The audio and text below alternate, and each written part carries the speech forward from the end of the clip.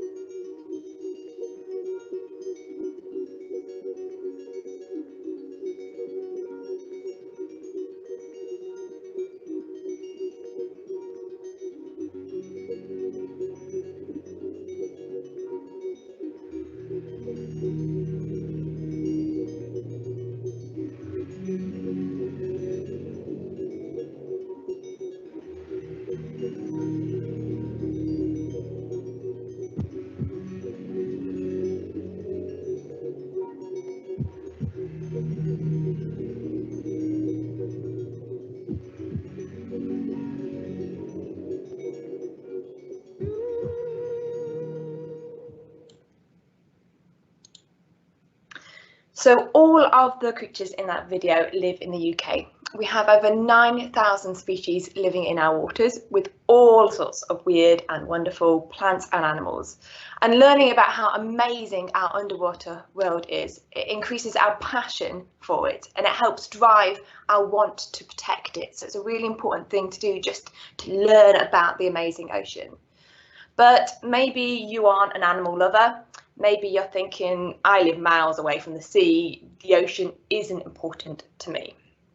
So I want us to think about, what does the ocean do for us, and think about the amazing ways it helps all of us out, no matter where we live. So first of all, I want you to take a big breath in for me. And out. Now, you have the trees on land to thank for the oxygen in that breath. Take another big breath for me. In and out. You have the ocean to thank for that breath. So the habitat in this picture here is called a seagrass bed. And like plants on land, plants in the ocean, like seagrass, photosynthesize, and they produce oxygen through photosynthesis. 50 to 80% of the oxygen that we breathe comes from the ocean. So the ocean really is the planet's lungs, and we can't afford for it to be unhealthy. So during photosynthesis, plants and algae also not only produce oxygen, but they store carbon. So this is really important in our fight against climate change.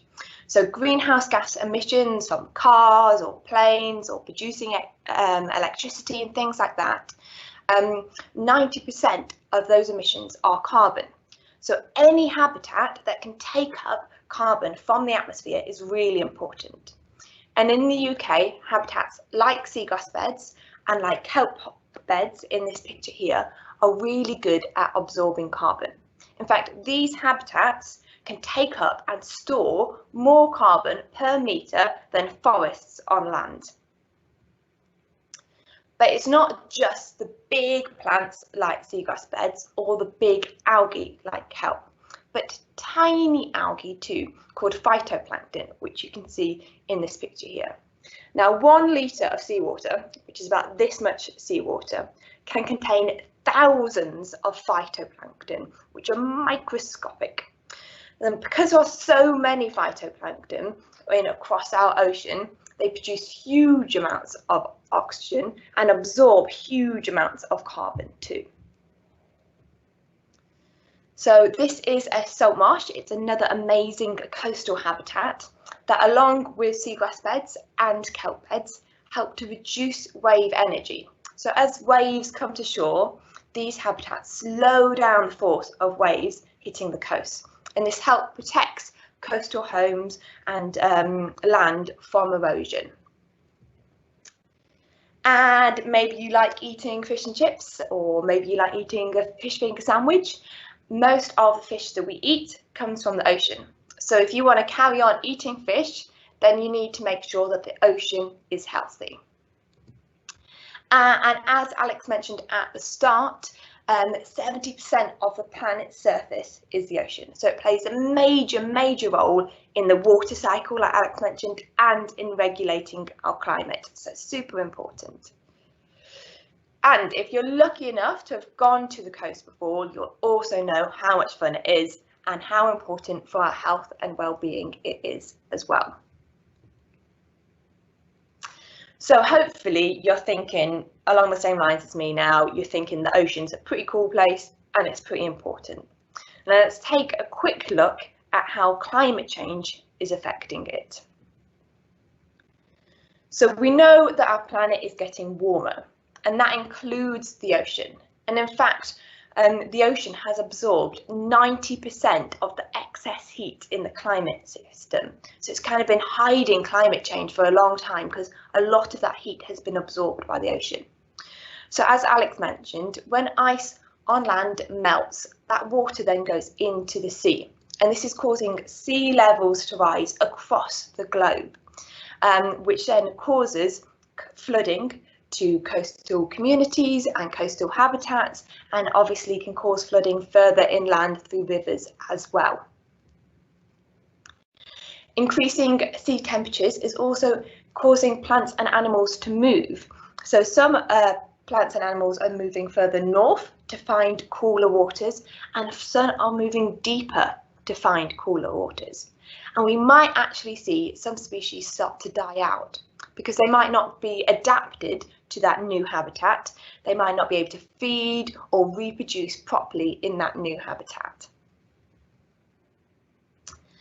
And rising sea temperatures are causing a decrease in the ocean's pH, and therefore the ocean is becoming more acidic, known as ocean acidification. So this is a problem for any animals that grow a calcium carbonate shell, because it's harder to grow their shell in acidic waters. So in tropical waters, you might have heard how coral reefs are being affected by climate change, and this is one of the reasons. But in waters closer to home, you've got mussels and other shellfish which are being affected because they can't grow their calcium carbonate shell. And then that incredible phytoplankton, those microscopic phytoplankton that we talked about earlier, they're also being affected as well. And then again, as Alex mentioned, climate change is causing an increase in the quantity and the size of storms. So these storms can damage fragile marine habitats like our important seagrass beds and our important kelp beds. So how do we reduce the pressure of climate change in our ocean so we can make sure that the ocean can carry on doing the wonderful things that it does? What we need to do is we need to decarbonise, we need to reduce the amount of carbon emissions coming from lots of the activities that we do. So how we produce electricity, in how we transport things. In the ocean, we can think about fishing and how we can reduce the carbon from that and reduce the impact that has on the ocean. And there's lots and lots of ways that the government and businesses can help to do this. But I want to finish by thinking about actions that you can take, because hopefully now you are inspired to protect the ocean because of the many wonderful things it does for us as humans, because it helps to reduce climate change, which is super important, by storing carbon, and because of the many wonderful creatures that live in there, like we saw in the video at the start. So you don't need to live by the sea to protect it, and that's a really important thing to remember. So one thing you could do is cut down on how much single-use plastic you use. So this helps reduce the amount of plastic that ends up in our sea, either through the drains, like Alex mentioned, or down through the rivers. And it helps to reduce the carbon emissions that are being produced when making plastic in the first place as well. Now, it's really important to kind of keep alive your passion for nature. And if you don't live by the sea, then think about how nature around you as well inspires you. So what you could do is create a nature space at school or at home to stay connected to nature. If you haven't already got a sustainability group at school, then why not set one up, and you can discuss with your fellow students and your fellow teachers how you can make your school a greener place.